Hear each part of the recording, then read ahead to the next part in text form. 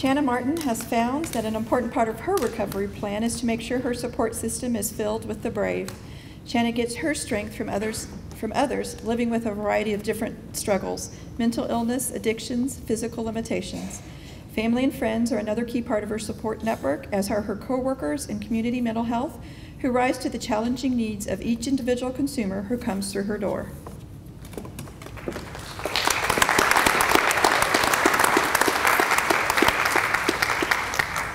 Mental illness and recovery are hard. I'm standing up here going, is this a symptom? Standing here today? Is it a trigger? Or is it really recovery? I'm standing in front of a whole bunch of people I don't know. It could be all three, or it could just be one of any number of things. But I am glad to be here today because my journey, my struggle, is a little different than everybody else's. I think my first symptoms of my mental illness happened when I was really pretty young. I can remember being 5, 6, 7 years old and listening to my house go to sleep at night. I remember hearing my parents go to bed. I can remember the floors creaking. I can remember the wind coming in through the windows. And that's really when I kind of woke up every night. And I can remember walking through the house, making sure the doors were shut and the windows were closed. And then I remember sitting on my bed. But when you have those rush of thoughts when you're 5 and 6 years old, you really don't have a lot to think about. So I remember counting my teeth. I was really bad at counting. So that would keep me up for hours because I would get a different number every single time.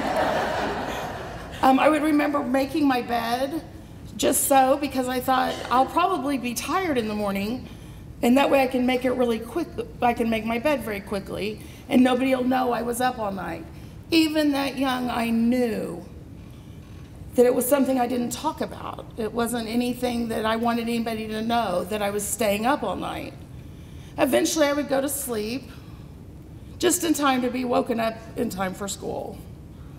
I got a little older and got more active and with more activities. A lot more activities. Drama club, soccer. Trust me, I was really bad at soccer. I did science projects. I did journalism. Very, very active, which is one of the signs of the bipolar disorder I was diagnosed with later. I would do some pretty bizarre things, but it was okay because I had just gotten an award for my journalism. But it was okay because I had the lead in the play. She's really moody, but look what all she's accomplished. Yeah, she's really moody, so let's let her sleep all day. And we just progressed as normal because it all seemed kind of normal. It wasn't until I got older and had to conform to the life that everybody else lives, the 9 to 5, go to work every day, come home and have dinner on the table, that we realized just how out of control things were. But the stigma was still there. I can remember before I got married, I knew I needed to disclose. I needed to mention to my husband, my soon-to-be husband, that while I was in college, every once in a while I would stop by the hospital for a shower, a sandwich, and a shot. A Haldol shot, Ativan chaser, but I wasn't quite sure how to bring it up. So I hemmed and I hawed and I hemmed and I hawed and I said, well, Chris, I need to tell you something and I don't know how you're gonna take it. And he said, you can tell me anything. And I said, well, Chris, I'm bi. And he said, don't tell me anything more, I'm in. I think he would have liked for me to finish that sentence. But he did mean what he said. He stayed in. That's when the mental illness became the identity thief. The voices in the head started. Let me tell you something about psychosis. The voices in your head, they don't say things like, you look great today. You are having a great hair day. You know what? Those jeans, they make your butt look small. No, they don't say things like that. They tear you down. It's as if they're, oh, I don't know, inside your head and know where your weaknesses are. And that's where they prey. day in and day out, hour after hour, until you really have nothing left, until you're defeated and left really with nothing. And that's where the longer-term hospitalizations came in. The shower and a sandwich at the hospitals became longer stays and longer stays. The medication became heavier.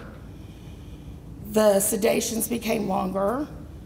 The fun trips to the hospital became 4-point restraints.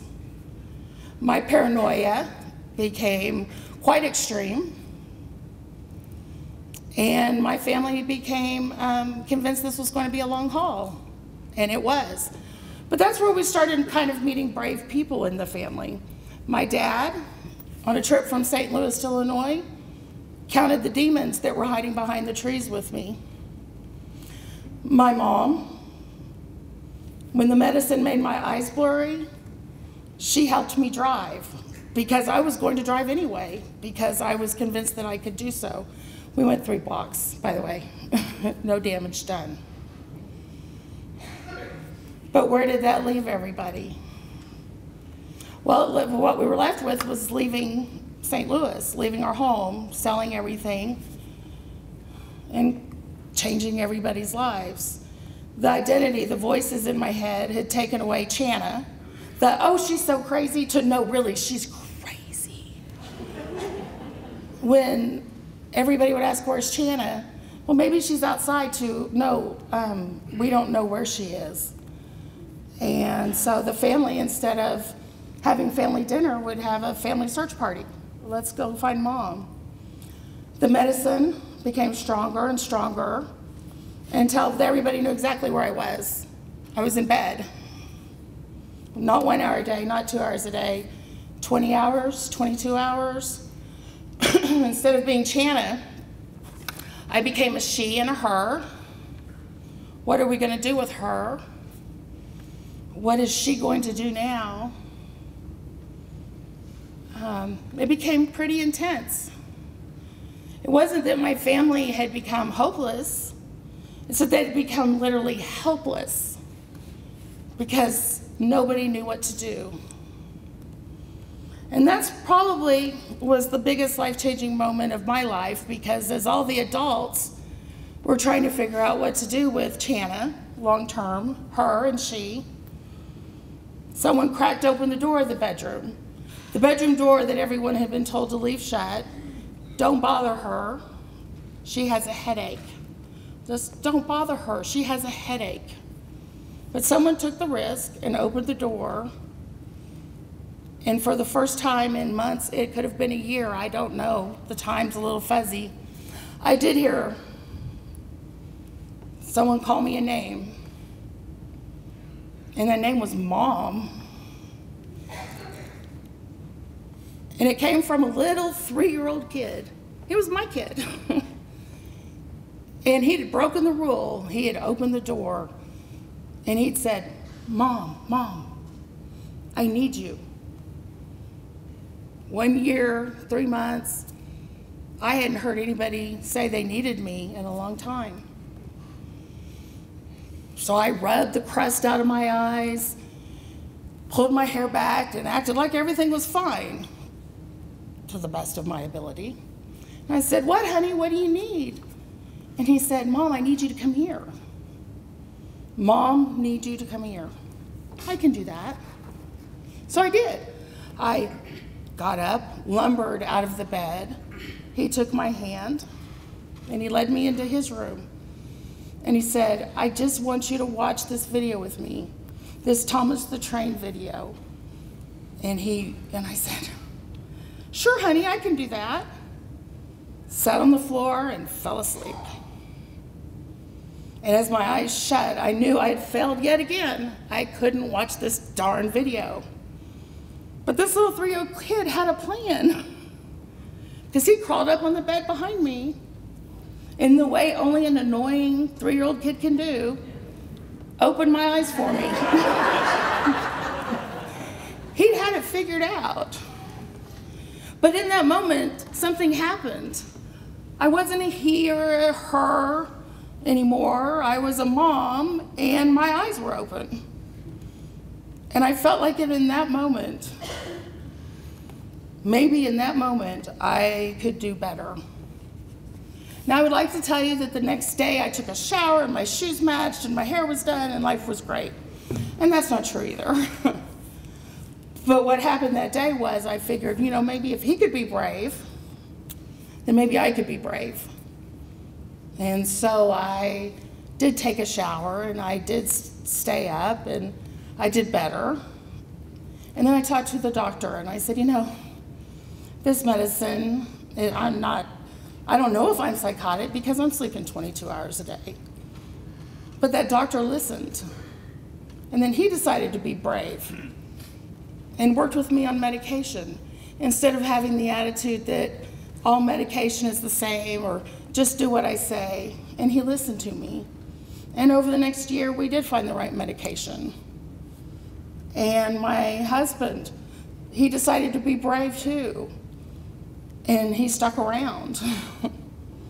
And my parents decided to be brave. And my dad's gotten in the car with me again. And we don't even go demon hunting anymore. So that's been nice. Years and years later, I've been able to go and pursue a master's degree. I started as a recovery support specialist because I knew it could make a difference. I went back and got my master's degree in social work because I want to ask people every single time they sit in that chair, what happened yesterday that made you decide to come in today? What happened yesterday that made you decide that you could maybe make a change in your life? Because a 3-year-old had all the words I needed to make a change in my life. Hey, Mom, I need you. And I want to make a comment that as a therapist, as a provider, I have a unique opportunity that I work with other people who provide services to consumers, mental health, and people with addictions, people with homelessness. And they're probably the bravest people that I've ever met because they go in every single day with the same hope and same motivation that I do, that they can make a difference, and they're not in it for the money, and they're certainly not in it because the hours are good, and they're certainly not in it because they get a lot of gratitude. So I do surround myself with brave people every day, and that's pretty great. Now I want to give you something else in closing. Mental illness isn't all bad. There's some perks. I'm telling you, we tend to have higher IQs. We're pretty creative. We're good problem solvers. Psychotropics cause weight gain. So I think ice cream's good. Ice cream's good. Fried chicken's also pretty good, okay. If you don't believe me about the psychotropics, watch daytime television. Every lawyer will tell you that you can call their office and they will be happy to discuss it with you. There's a new word that Risperdal actually causes breast development, so you might want to look into that. Also, something else to ponder. Just in case of a zombie apocalypse, find every homeless person, current or in the past, addict, past or current, bipolar person, in the past or in recovery, or somebody with psychosis. They will survive. Everybody else, you're on your own. Everybody on this stage, look at us now. Find us. We are survivors. We are the brave. You're on your own. Thank you.